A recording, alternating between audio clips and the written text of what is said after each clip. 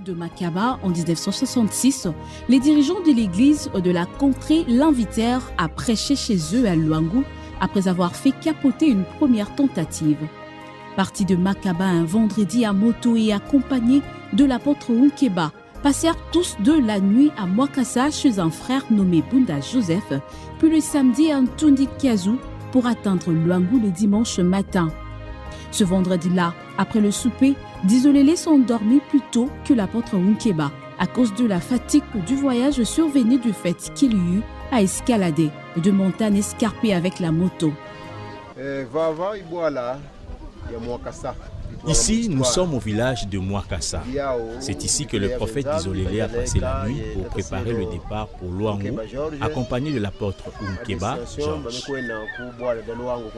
Il devrait être organisé un grand culte par lequel le prophète était choisi pour la prédication. C'était un culte qui devait réunir plusieurs gens.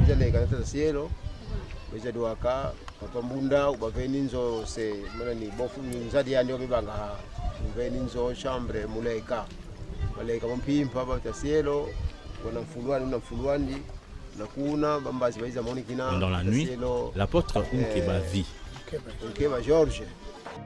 Des êtres célestes descendirent l'un après l'autre jusqu'à l'endroit où le prophète s'était endormi. De ses yeux, l'apôtre Unkeba, qui fut encore assis sur son lit, observa tout cela et entendit même le bruit de leurs pas.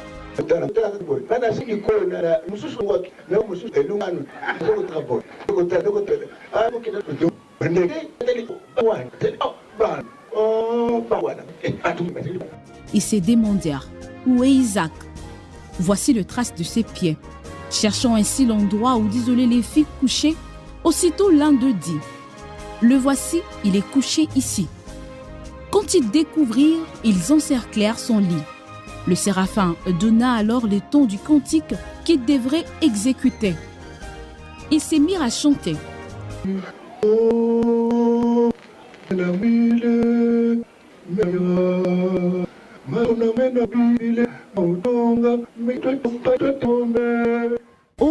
Menamu Bibila, Menamakia, Masunama Menamu Bibila, Mautulonganga, Pasitwa Toma, Menamakia. Nous disons en français, le contenu des Saintes Écritures est lumière. C'est cette parole que nous enseignons afin que nous soyons parfaits, car elle est lumière.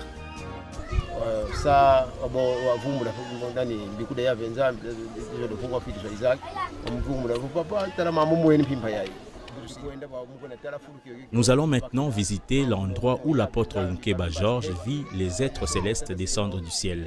La maison où était hébergé le prophète Dizolélé et l'apôtre Unkeba avant de partir à Luangu.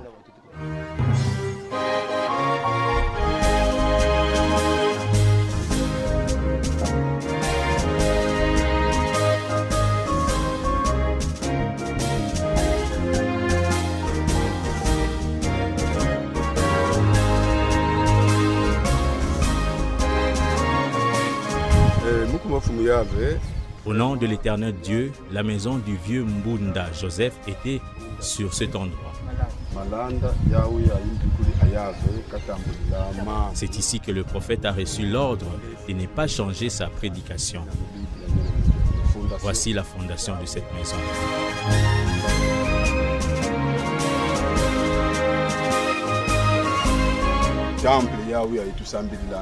En face là-bas sera érigé un temple à l'honneur de l'Éternel.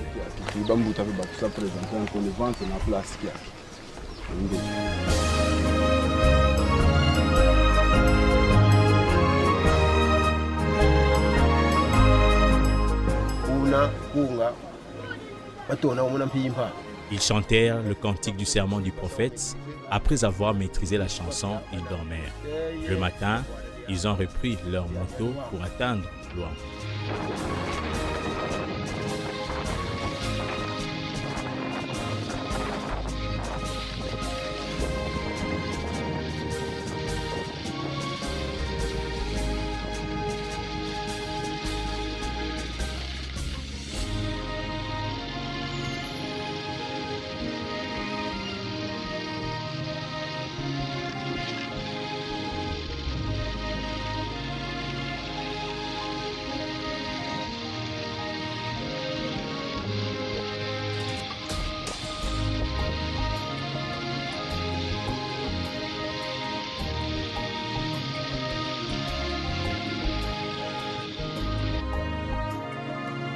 Nous sommes au chef-lieu du groupement ou chefferie de Luango.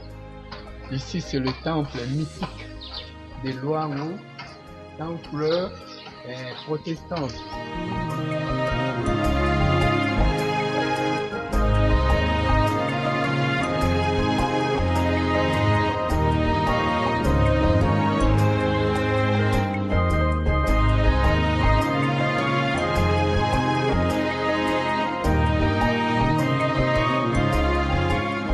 Arrivé à Luango le dimanche, il se dirigea vers le temple sans savoir qu'il y avait des gens qui, réunis dans une maison, l'attendaient.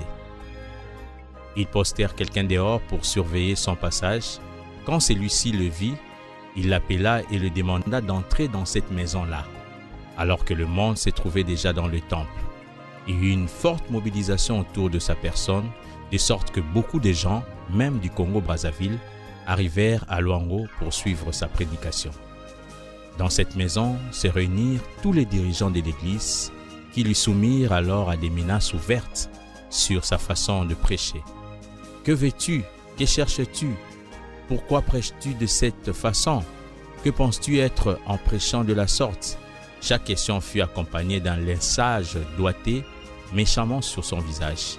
Ce fut plus qu'un genre de torture.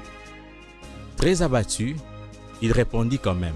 « Croyez-vous que vous avez une certaine autorité sur moi? Quand vous êtes allé apprendre, est-ce que j'étais avec vous? Ne savez-vous pas que c'est l'Éternel que j'ai reçu, mon travail? » Et tout le monde avait répondu ensemble. « Oui, nous le savons bien. » Les chefs parmi eux de continuer. « Kuna kanzingeye, vovadilanga bana kumadezo, buna vokwandi, una sadila salubeni, kiwatambula kwa Nzambi. » Il poursuivit en disant, « C'est nous qui vous avons invité pour prêcher, mais vous ne prêcherez pas aujourd'hui. C'est un autre qui va prêcher à votre place. Vous prêcherez un autre jour si vous acceptez de jurer que vous changerez votre manière de prêcher. » C'est sous ces menaces et tortures qu'il promit de jurer.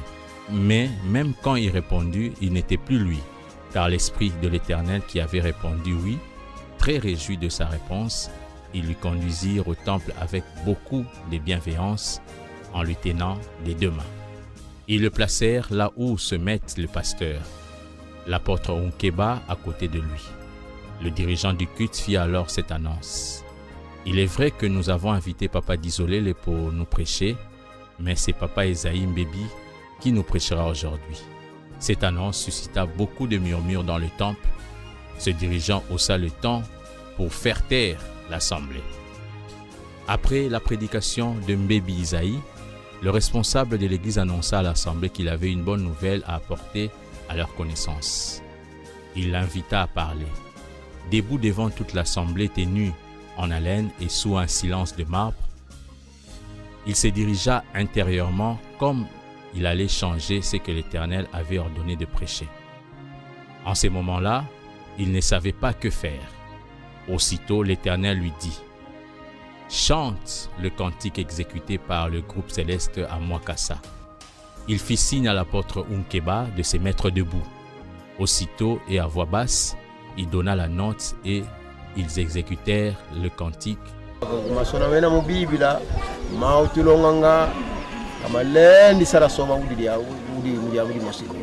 Oh, Mena Mubibila. Le cantique terminé, ils s'assiment. Perplexes, les dirigeants interrogèrent l'un à l'autre sur ce qu'il avait dit dans ce chant. Certains dirent, il a répondu qu'il ne changera pas, qu'il ne prêchera que ce qui est écrit dans la Bible qui est lumière. Après tout, il fit signe à l'apôtre Unkeba et ils vidèrent le lieu. Le voyant sorti, le responsable le suivit et le pria de manger, car il savait que depuis la veille, il n'arrivait pas à manger. Il ordonna à deux mamans de le servir. Ils mangèrent et partirent. En témoignant de son attachement à la parole de l'Éternel, il fut donc inspiré cette année-là de chanter ses cantiques devant une assemblée de près de 500 personnes réunies à Luango. Ce cantique, qui est le sermon du prophète, fut institutionnalisé pour être exécuté avant la prédication, dans les cultes sabbatiques ainsi que dans les cultes des grandes cérémonies, pour rappeler à tout le monde qu'un jour, le prophète fit l'objet d'une grande torture pour essayer de le contraindre à changer sa façon de prêcher la parole des dieux.